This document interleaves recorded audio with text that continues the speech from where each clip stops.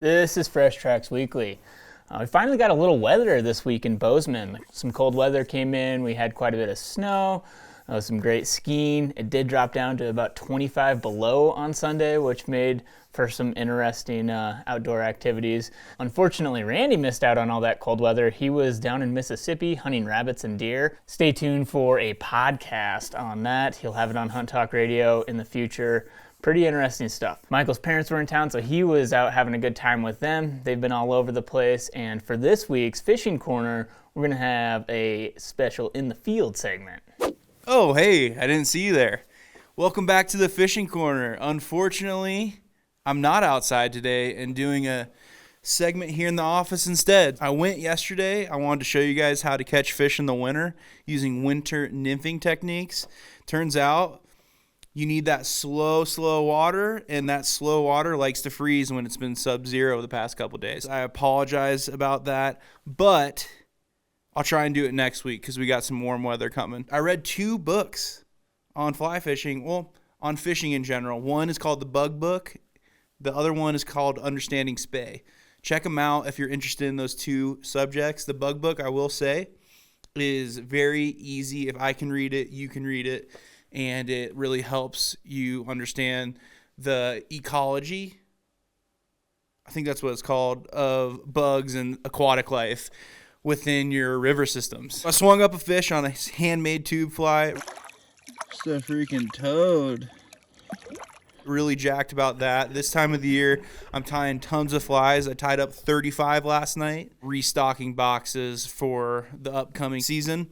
And got to spend my 30th birthday on my favorite river here in Montana. Unfortunately, it was 20 below, and we didn't get to fish that much. We did try. We were unsuccessful, but also was successful a few days before doing the winter nymphing thing. And that's kind of the name of the game this time of year. Like I've said in past episodes, nymph them up, get your flies deep in slow water. I'm going to show you guys next week, hopefully. Hopefully I can do that. Jason and I might go out and do some fishing next week for the YouTube channel and Fresh Tracks Plus. I appreciate you guys tuning in. Fresh Tracks episode 29. Here we go. Back to Marcus. All right, now for some news.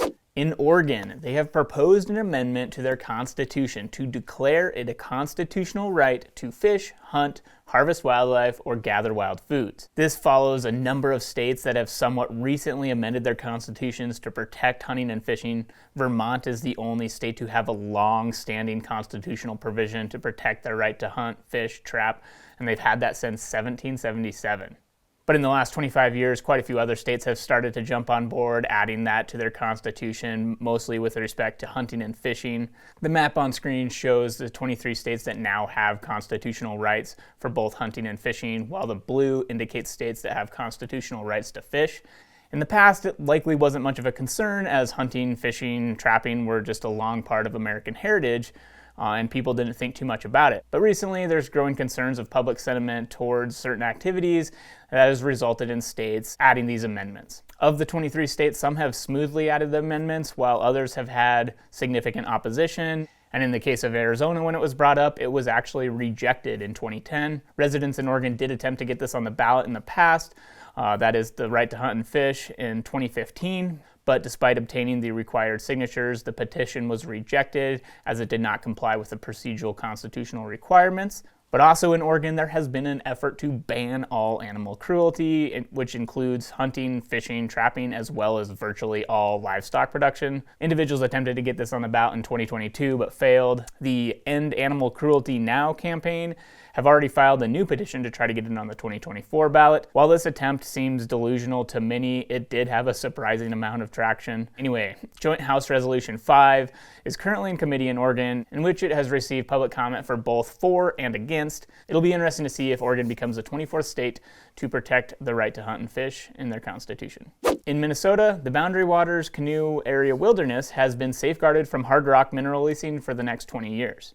The Boundary Waters are known for being a wild sportsman's paradise with amazing habitat for fish and wildlife. On the wildlife side, you can find everything from deer, black bears, moose, wolves, along with a ton of small mammals and birds. On the fishing side, anglers are able to find lake trout, pike, walleye, perch, crappie, and smallmouth. The main method of transportation in these areas is to access it via canoe. And there's over 1,000 lakes and more than 1,500 miles of paddling routes that are mapped through this maze of lakes and rivers and streams. With everything the area has to offer, it's become a top priority to protect amongst outdoorsmen. The recent signing of this order will specifically withdraw federal mine leasing on 225,000 acres of public land in the Rainy River watershed, which essentially bans hard rock mining upstream from some of these most popular areas. In Idaho, Idaho Fish and Game has reported that the wolf population has dropped about 13% from last year, which is falling in line with their goal to reduce the wolf population in the state. In the last 3 years in Idaho, the estimates were holding steady at around 1,500 wolves, which is significantly higher than the department's goal of 500 wolves in the state. IDF&G also announced a new draft management plan, which will soon be available for review and public comment.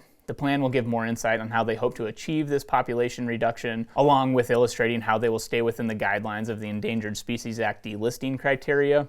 The delisting criteria calls for 1,100 wolves within the northern Rocky Mountains, of which encompasses Montana, Wyoming, and Idaho. It also calls for each state shall manage at least 15 breeding pairs and 150 wolves in midwinter. The same press release that Idaho Fish and Game released detailed how Idaho was the first state to use remote cameras for their statewide population estimates.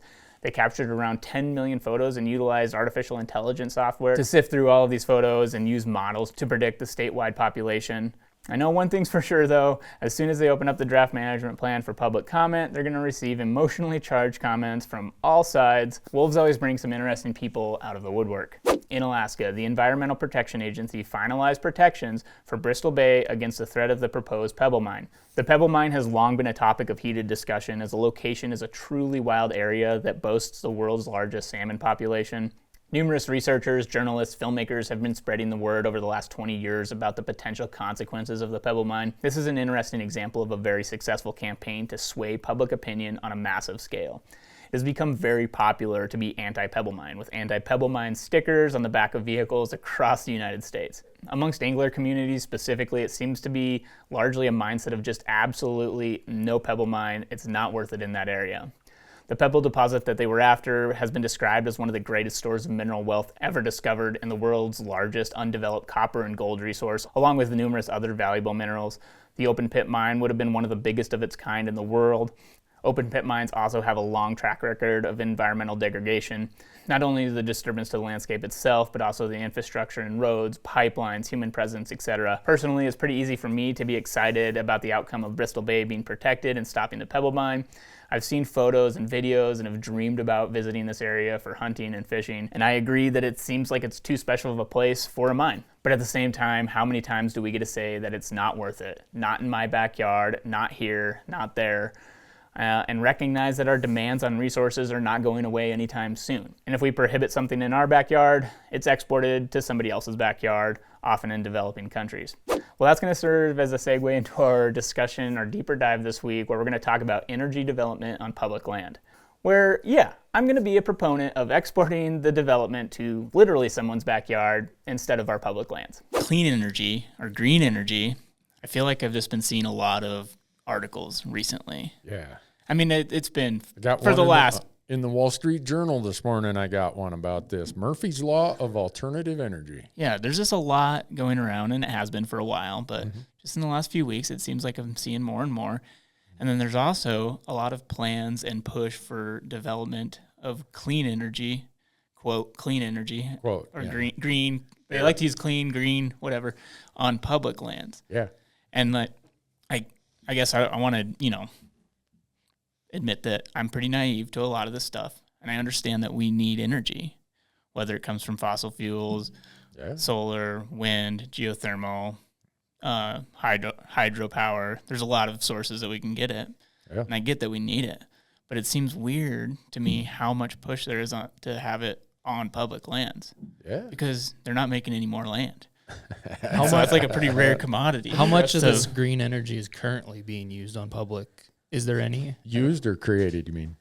Generated. I guess the land, the green energy source is being right actively, utilizing public? Is it a lot or a little bit? I don't know that. I don't know an exact number. I know that it does exist for sure. Yeah. And there's plans. Like if you look on the Bureau of Land Management website or the Department or Department of Interior, you'll see a lot of rhetoric towards their plans for development on public lands. And I don't know. It's just really interesting to me because I guess to give it a little background, we know that there's a lot of issues with fossil fuels and wildlife and habitat.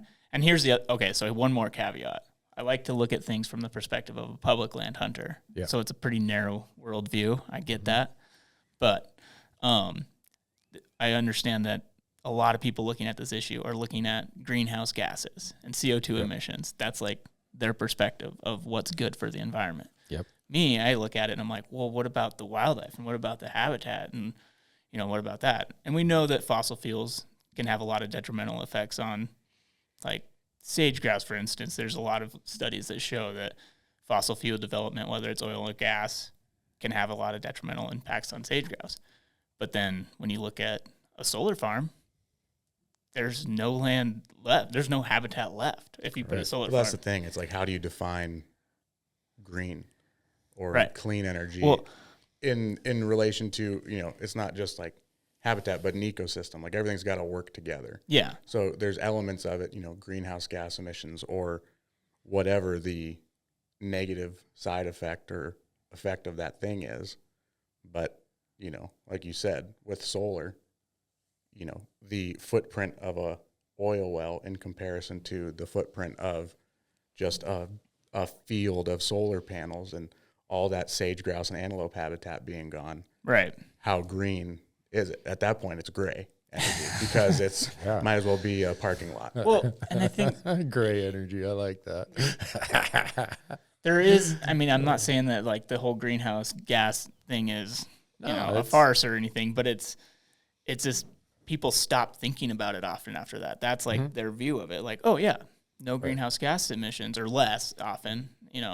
That's a win. That's the green our energy. society, right? Take complex problems, make simple answers, and say, got that one taken care of. Right. But they're not like you guys and like all of us. They're not out there on the BLM lands or the Forest Service lands or whatever, seeing all these impacts. Right. Wouldn't you think it'd be an easy argument? These people saying they like green energy, so you think they're pro environment, to just say, okay, you realize you're destroying all this wildlife habitat and whatnot.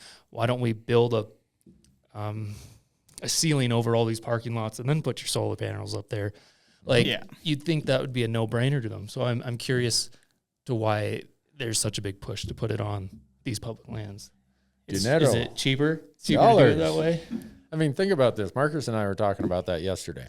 If you took every So they're not really about the green. They're more about the money. They are about the green. Green energy, like dollars. And us diving into this makes it seem like we're discounting the fact that oil and gas has impacts. It does. Oh, and we've seen for sure, it. yeah. We've seen it all over. So, but there seems to be like this blinders, full speed ahead.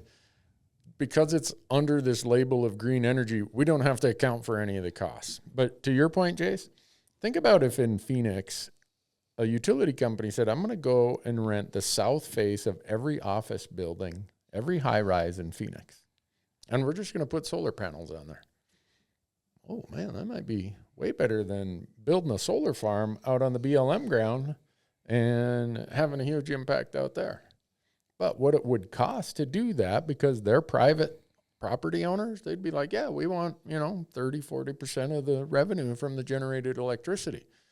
They go do it out on the BLM, and the BLM is like, yeah, sure, whatever, just make sure you complete our permits.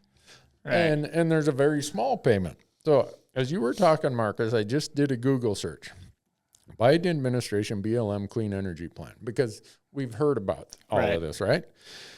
And there's a press release from the BLM, July 14th, 2022. The BLM is currently processing 64 utility-scale onshore clean energy products in the West, or projects in the West on public lands. These are a utility-scale project isn't just like me putting up a little solar panel for my pump on my well. Yeah. So these are going to have huge impacts. Right. So, Yeah. And I tried to research this, and there's a lot I don't understand currently, but I did see, and there was an act or a bill that it has not passed, but it's something to do with public lands and clean energy. And I saw that one of the stipulations was that they're trying to find, unproductive land and find land that's, in theory, unproductive, not utilized or whatever, is the message that they're selling. And then that the royalties from that will go towards conservation. Yeah. But at the same time, I go back to my argument of they're not making any more land. Right. And what people consider unproductive to one person could be a totally different definition to another. Some of the coolest places I've ever been, there's native grasslands that might appear unproductive, but no, there's a lot of cool stuff going on out there. Yeah. And we might not have big elk or big deer, but there could be a lot of grassland birds or pronghorn or whatever utilizing it. And then once you put up a solar farm, it's all gone. Yeah. Or even a wind farm, the wind farms also have some crazy impacts. Yeah. The one so I gotta put this one out there. It's it's a statistic that often gets shared about bats. So wind turbines are known to kill a lot of bats. Wind turbines. The big, blades. The ones we got over here in Judith Gap. We got them all over Montana, mostly on private land, but there's some stuff on public land as well. And it's estimated it kills hundreds of thousands of bats every year, just with the amount that we have now. And then so here's the stat that gets shared. There's a cave that has about 20 million bats in it in Texas. Yeah. And it's estimated that they eat 220 tons of insects every night. Oh. And so when you think about killing bats, I feel like it might be a little dramatic to I might be pushing it here, but if you start killing a bunch of bats, you can have cascading effects. And when you think about that many insects every night, and then if you don't have a predator towards them, what are those insects going to eat? What are they going to, the crops that they could potentially kill, or even the native rangeland? There's cascading effects that people just don't think about that are outside of just, our desire to have a bigger pronghorn on that landscape or whatever. Yeah. I feel like during turkey and bear season, I'm like, how are there this many insects in the first place? Right. Yeah. I feel like I'm bone dry when I get off the mountain in the spring. It's like, Jiminy Christmas. Yeah. Imagine just losing all of that. Yeah. I mean, it would just be a black cloud of mosquitoes. So you want me to really piss some people off? Yeah. Go for it. All right. So the history of the United States is urban centers treat the outlying flyover country as if they're just colonies of their empire. Okay. They came and liquidated the bison herds to send everything back for what they needed in the factories. They used to have everything was belt driven, and bison hides were good for that. And so we see it time and time again, right? The rural outlying people, you guys, just send your resources, whether it's energy, whether it's whatever, and you guys deal with the impacts. We need a bunch of hydro energy. We need some electricity for this big city if we're going to ruin this spot this big city's at. You guys need to go dam that river that all of you depend on, and then you need to send that energy to us. Okay? We need you guys to go and denude your landscapes out there. And yeah, they're all public lands. But if you can live out of sight and out of mind, you go crank up the air conditioner because it's hot. Or you go and crank up the furnace because you're cold. You don't even think about it. This morning I gassed up my car. I'm like, man, I'm really glad that we have, gas and oil in this country, or I'd be walking to work this morning when it's 5 degrees out. But we all travel these landscapes enough that we're aware that when I filled up my truck this morning, or my car, I know that some pronghorn, some sage grouse, some mule deer, somebody is paying for that. Something. Right. Beyond what I'm just paying. So it's that realization that causes me to think, all right, what am I doing? What am I doing to help? What am I doing to improve? Like you said, we need the resources. But to ignore that these have costs, I think, is the real issue. It's like, oh, we can put a label on it with some funky logo that this was green energy or clean energy, and I can just waste as much as of it as I want. But we really aren't measuring the impacts of that on the landscapes and conserving it smartly like we should any energy. I don't care how it's, oil and gas, whatever. It's going to be impossible to convince people to reduce their energy consumption. I feel like it's just going to continue to go up, especially when you like factor in the entire globe. Well, then, I mean, like to think about developing countries, like they are not going to. No. They are not going to restrict their energy consumption. They're not. But back to Jason's point of why does so much of it occur on public land? Because it's cheaper, which in effect is a subsidy. Yeah. Right? We are not forcing the American consumer to pay their full costs because we're subsidizing either with cash or we're subsidizing by not making companies pay for the true costs of their impacts, which is still a subsidy, right? Yeah. You either subsidize the revenue side or you subsidize the expenditure side, one way or the other. And so when we artificially lower those costs with subsidy, the market, and we like to say, oh, we're a free market economy. No, we're not. When it comes to energy, we are the furthest thing from a free market economy. So we have all this subsidy and tax breaks and other stuff, and there's winners and losers. And what happens? Those subsidies bring the true cost down so people consume more of it. They're less efficient with it because the cost is artificially lower. Yeah. So it's just, again, a society wanting to take a very complex issue, say, boy, I solved that one today, and not go off and, be bliss in their daily life. Yeah. From your point, though, with the fact that it is a subsidy, I'm sure government subsidies are not going away anytime soon. And I know that there are subsidies for like rural development of solar and wind and whatnot, but it just blows my mind to so easily go to public lands as a source for it.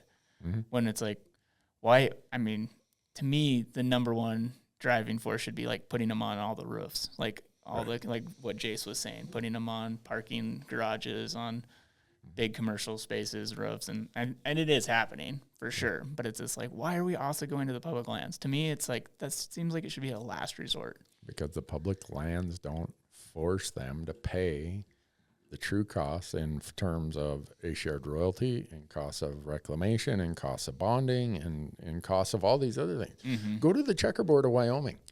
Look and see where all of the development happens. Now, there's private land development, but it's way cheaper to do development on the public land. So where do you see most of it? On the public land. Even though right over there's some private land, well, we'd have to pay that person a higher royalty. They're going to make us bond at a much higher level. They're going to make us clean up a lot more. So it just, these companies aren't here as altruistic nonprofits. They're here to make a profit. So if the public lands are the cheaper place to produce and the higher profit, that's what we're going to see. I guess my hope is that the public puts a higher value on having their open space and their public lands. And I think Marcus is running for president. Don't we need Randy Newberg for president? No, we have a Montana Senate race coming up in 2 years, or next year. I think Marcus is priming the pump. I would hate that so much. Really? Well, it sounds like I think he's getting himself prepared. That was a pretty good. No. Yeah, I don't know. It just blows my mind how quick people are to go to that, and it's like, so I'm curious. I feel like I heard you talk about nuclear a little bit, and it seems like there's less and less talk about nuclear. More, I mean, you see it every now and then, but like, you guys are all too young to remember 3 Mile Island. It happened in the East, I think in Pennsylvania. It was a nuclear facility that had a bad event, and they were worried about it. And instantly that put the brakes on all nuclear energy in the United States, even though every resource that you can use to determine where is the lowest impact, lowest cost, it's nuclear. Yeah, I mean, what it produces is very, very high. And again, this really gets into politics, but the country that's really out in front on nuclear is China. They are coming up with very small site nuclear facilities. Yeah. And then just when you think nuclear is starting to get a foothold, Japan had built their nuclear plants right along the coast, right? So when the tidal wave comes in at, what was it, Kobe or wherever, when the big earthquake hit, washes out and, has impacts there and people get in panic mode. It's way less impactful to the immediate landscape. But if you have an event, it's like low risk but high cost if that risk comes to be. Right. And so Americans have said, nah, we don't want to take that route. We're just going to go and pilfer the habitat that all you folks who love wild things and wild places, you guys are just going to have to deal with this because we don't want nuclear energy. If we subsidize nuclear energy to the degree we do oil and gas or alternative fuels, it'd be interesting to see. And maybe we do, and maybe I just don't see it, but I read all the tax laws that come out, right? If you want to fall asleep, start reading tax laws that are coming out of Congress. And the tax code is almost a manipulation of the markets for energy. Okay. When we think about how much we spend on energy, there's going to be a lot of people asking Congress, I want this favor, I want that favor. But there's such little nuclear energy, we don't really see much of that in the tax code. But oil and gas, alternative fuels, all this other stuff, oh yeah, the tax code's full of that stuff. Right. So. I feel like there is room for developments, but again, it's just like, why not rural? And then with wind, to me, it seems like over farmland would make a lot more sense than, native rangeland or like try to incentivize farmers to also have wind turbines. I don't know. Yeah. And I guess I'm sure there probably are programs that do that as well. Right. But yeah. In some places there are, but again, farmland's usually private. Right. And that private landowner is going to want to be compensated for every possible impact. Yeah. The noise impact, the disturbance to the land, the road going to the pad, and the loss of that productive acreage, disrupting soils that might bring in invasive plant species. And so the energy producer's like, hell with that. We'll just go over here to that public land. I know I say all this not being an energy expert. Right. So some energy experts probably watching this, and they're going to email Marcus and say, that'd be great. You're clueless. Educate us, please. Send some emails. No, because what we're seeing out there, I think that's the source of this podcast, is we see it, and it's like, whoa, wait, how green is this? I'm with Paul. It's gray. What? Yeah, and I admit that I'm very naive to a lot of it, but it's the example that I'm familiar with in terms of like public land use is cattle grazing, which has been can be a responsible use of the landscape for sure. But what they charge for a federal land cattle, like what they call them AUMs, animal unit months, compared to like what the free market value of it is a fraction. And so that's like a huge subsidy, and that's like what I kind of grew up like understanding that. Like, that just seems so silly that we charge such a cheap price to graze cattle on public land. Right. And then when you go to the neighboring private land, it's the, 10 times, 20 times the cost, which is the same. Like, to me, I'm drawing a lot of parallels to the energy development on it. And so I think Marcus is going to be the Secretary of Interior. Well, and there's something to be said for, just how, what are the long-term impacts of that when you talk about that scale, for something, we'll use solar as an example, but I can say that I've hunted and been glassing from a knob where I've seen cows, elk, mule deer, and a gas pad in the same view shed, on a landscape, right? And so there's been that diversity when you talk about multiple use, where there's, 4 different, maybe not competing, but different, users on that landscape. And when you think about just like a broad sweeping, almost elimination of habitat in other scenarios, it's kind of spooky because, cows and elk and deer and all, they have impacts on the landscape, but it's renewable. If you were to cut back the number of cows on a piece of ground, that grass will come back. Yeah. But if you tear up that ground to put in a gas pad or solar panels, then they get removed or reclaimed or whatever. A lot of times that native grass is never going to come back. Yeah. It's going to fill in with an invasive or a lesser quality grass that has, will live in a place that's been disturbed. And a lot of these native grasslands need that undisturbed soil to be. It's spooky to see how this kind of like finite thing can just be so easily pulled from your grip. And I guess I don't know where we're going with this, like in terms. Yeah, you do. Well, I mean, I guess Marcus says, "What topic will get me the most emails?" Because he doesn't get enough emails in a day. There's no like real What's call to action or well, like. No, it's an awareness. It's just, right. It's just, I guess, people often just look at things too narrow-mindedly, myself included. And there's a lot that I don't understand about this, and so I'm just trying to educate myself on it as well. But I think, just trying to look at the big picture, and then it's just the fact that they're not looking at habitat and wildlife in these plans. And okay, that's a lie. They are looking at it, but it just seems their prioritization of it is different. It seems like they're not prioritizing the wildlife. So anyway, that's my concern. The mule deer, the pronghorn, the sage-grouse, they're the ones who really get to cover these checks that society is writing. Right. As Grandma used to say, don't write checks that your ass can't cash. But we're going to do it anyhow as a society, I guess. It's a great quote to end this episode on. All right. Thanks for watching or listening.